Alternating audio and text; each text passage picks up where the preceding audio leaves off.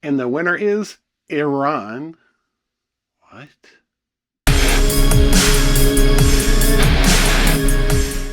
My name is Sean, and if you're confused by that statement, you're not alone. Unfortunately, the media source that you are getting your information from determines the view that you're getting. Some outlets and commentators are telling us that things couldn't be better, while others claiming that everyone involved on the part of the United States is completely incompetent, especially President Trump. Tell me what you think in the comments, because the fog of war can be thick in these situations. More often than not, the truth lies somewhere in between. The implications of the Iran-US war could have both immediate and long-lasting effects, not just for the Middle East, but worldwide.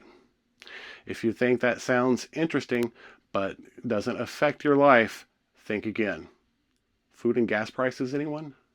But before we talk about any of that, go ahead and hit the subscribe button. If you're part of the preparedness community, then information and analysis is your friend. So you don't want to miss any videos, even if you think I'm off base or points of view are better than less. Now let's get into it. According to Financial Times, in an article from June 16th, Iran is declaring itself the victor of the current Iran-US war. I think it's premature, because I find it hard to believe that the war is actually over. As of Wednesday, June 17th, there are reports floating around the internet that Iran is still firing on ships in the Strait of Hormuz. Sounds to me more like business as usual than the war is over. But time will tell. I know that a deal was announced on Sunday, June 14th by President Trump on his Truth Social account. Quote, "The deal with the Islamic Republic of Iran is now complete. Congratulations to all. I hereby fully authorize the toll-free opening of the Strait of Hormuz and simultaneously, henceforth, authorize the immediate removal of the United States Navy blockade. Ships of the world, start your engines. Let the oil flow." End quote. The details are still kind of sketchy. I did find a story from Mediaite that reports what is supposed to be leaked details of the agreement. In the article from June 16th, the site reports the 14 points of the leaked agreement. I'm not going to go over everything point by point, but it doesn't look promising if this is indeed true. But here are some of the highlights. The Islamic Republic of Iran and the United States, together with their allies in the current war, declare upon the signature of this Memorandum of Understanding an immediate and permanent end to the war on all fronts, including Lebanon, and undertake that from now on they will not launch any hostile actions against each other, and will refrain from the threat or use of force against each other. The final agreement will confirm the provisions of this article and the remaining articles. Please refer back to the reports of Iran firing on ships again. So, point one is already out the window. Unless, of course, you're using the new ceasefire while continuing to fire definition. It's not just you. I can't explain how this works either. Point 5. Upon signing this Memorandum of Understanding, the Islamic Republic of Iran will immediately take steps to ensure that the movement of merchant ships from the Persian Gulf to the Sea of Oman and vice versa is resumed within 30 days of the pre-war volume, taking into account the need to remove the removal of technical obstacles and the neutralization of mines by Iran. Yeah, this one doesn't look good either, for the same reason that I just talked about.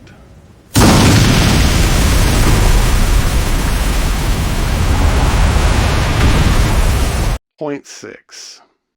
The United States undertakes, together with its regional partners, to create a comprehensive plan agreed upon by both parties for the rehabilitation and economic development of the Islamic Republic of Iran, while ensuring financing of at least $300 billion. The implementation mechanism of this plan as part of the final agreement will be formulated within 60 days.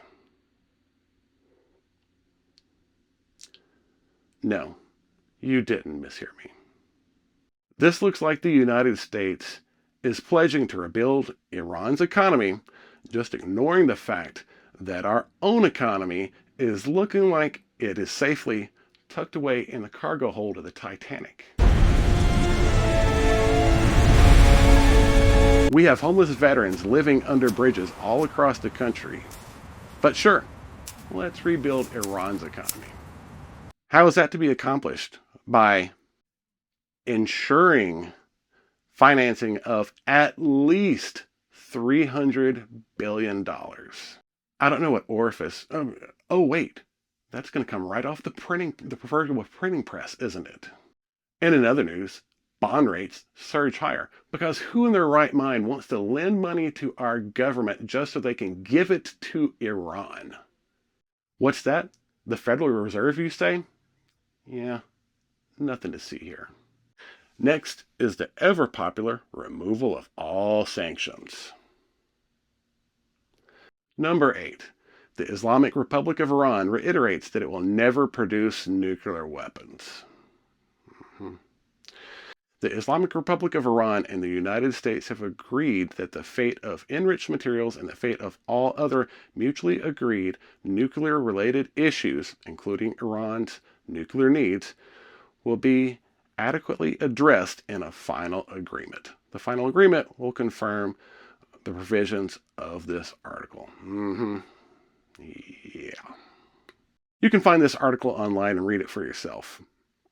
Is that what the agreement actually says? Who knows? Do your own research, decide for yourself, and let's discuss it in the comments.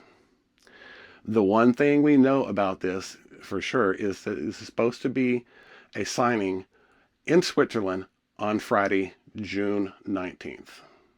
In my mind, it doesn't matter if this leak is real or not. There are two problems that I can see. First, this deal everyone is talking about isn't actually the deal. This is a deal to talk about a deal. It's a Memorandum of Understanding. A Memorandum of Understanding is a document that lays out the general framework of how the actual negotiations are going to work. Of course, I have no idea what this thing is actually going to say, so who knows what each side is promising. There is supposed to be negotiations for 60 days after the signing.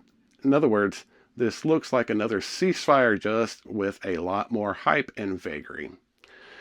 The only real idea of what is in this is from the leak that may or may not be true. Second, does anyone actually think that this deal will be reached? Everything that the U.S. has said that they want are things that Iran have flat out said no to. The things Iran said that it wants are things that the U.S. have promised the American people will never happen. No one seriously believes that Iran is going to hand over its enriched nuclear material. It's not going to happen. By the same token, the idea of the United States completely withdrawing from the Middle East is laughable at best. Even if each side were to agree to the demands of the other, no one would trust anyone will keep their word. If you don't think I'm right, then let me direct your attention to the ceasefire that has been in effect for the last few weeks. Yeah, insert everyone's favorite Princess Bride quote right here. A ceasefire, by definition, means that each side of the conflict have stopped shooting at one another. See, I told you that I don't think this war is actually over. If you see something that I missed, we can discuss it in the comments. So back to Iran declaring victory. I don't think anyone doubts the fact that the U.S. and Israel did some damage during the last few months. Infrastructure was destroyed. Iran's economy was damaged. High-ranking military leaders were forced into permanent early retirement. And the great big room temperature cherry on top is the Ayatollah Khamenei. Some would argue that this military adventure is worth it just for that. On the other hand, Iran can make the argument that they have taken on the United States and have come out the other side intact, and that in itself is a victory. And they are making just that claim. Imagine, if you will, What would happen if a high school football team were to take on the current Super Bowl champs? Everybody knows that the high school team's going to lose. But if they're able to not lose as bad as everybody predicts, that in itself is a win. The team would tell everybody that listens that by not being decimated, they showed the world how strong they really are. That high school coach will have ensured his reputation as a phenomenal leader, and his future would be beyond doubt. That's what Iran is doing. They are telling both their own people and the world that they took on the most dominant military in the world and have lived to tell everybody about it. Iran is telling the world that they came out on top, just like President Trump is saying that the United States has won.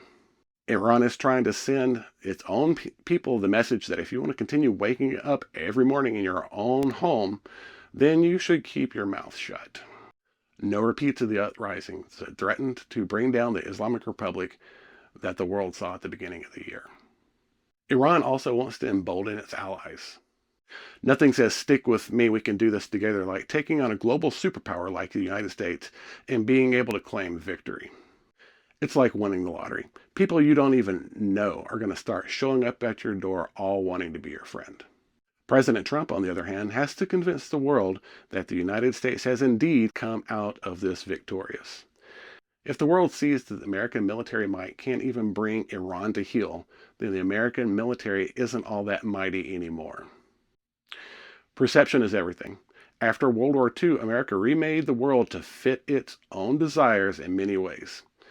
This was possible because of two things: the strength of the dollar and the power of our military. After the war, everyone wanted dollars. It was backed by gold, and therefore it was as good as gold. Foreign holders of dollars could redeem the paper for physical gold. Americans couldn't. Gold was illegal for the American people to possess except for specific cases. Of course, that came to an end on August 15th, 1971, when Richard Nixon announced the temporary halt to dollar convertibility. Sorry, you're stuck with the IOU, just like the American people now. The only reason that the dollar remained the dominant currency of the world after that was the fact that there was a deal made to require dollars for all purchases from OPEC. What did they get in return? Protection. The people that run the world still remember that Germany's world domination tour coming to an abrupt end was thanks in part to the United States. When America entered the war, we had piled on, and when it was over, we had ran up the score, proving that the American military was indeed the champs and MVPs of the ultimate team sport. America was riding high on the peace dividend, and we entered a period of unprecedented prosperity for the American people. Even when things didn't end completely one-sided in Korea, it didn't have that big of an effect on the people here at home. Not economically, that is. Once the gold window closed in 1971, that definitely changed things. Vietnam was, in many ways that I'm not going to get into here, a disaster. Of course, the war on terror happened, and it wasn't a clear-cut victory. In a lot of ways, things are still the same in the countries we tried to clean out. The terrorists are still going strong in a lot of those places. The withdrawal from Afghanistan is something that angers me to this day.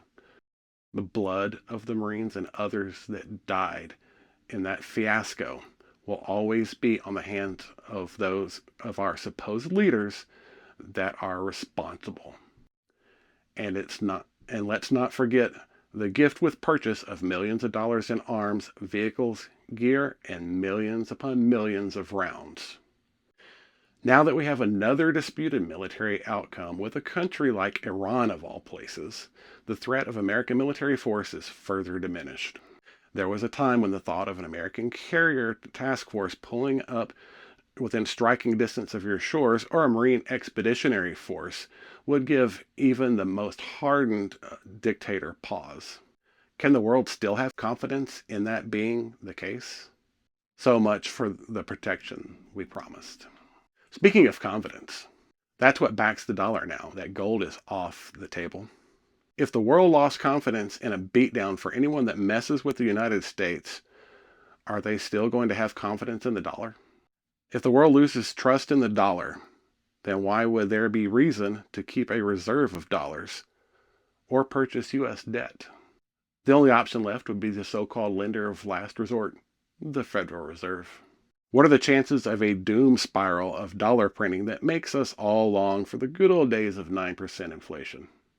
Your guess is as good as mine, but I would think that the chances of that are better than average. I do find it interesting that this deal was announced right after the Fed announced that inflation is higher than expected. Clearly, the people that make up the Fed don't buy their own groceries, or they would realize that number seems a little low. I can make an argument that it wasn't so much that Iran's military was outdoing our military, so much as that it was fear of the American voter. When prices are going up fast enough that people aren't sure if they can afford food or gas, they generally tend to take out their frustrations at the ballot box on whoever's up for re-election. But, like I said at the beginning of the video, I don't think the war is actually over. This is just a cooling off period for prices. We will see. Thank you for watching. Be sure to like and subscribe. It really helps, especially with new channels. Let me know your thoughts in the comments, and I will see you in the next one.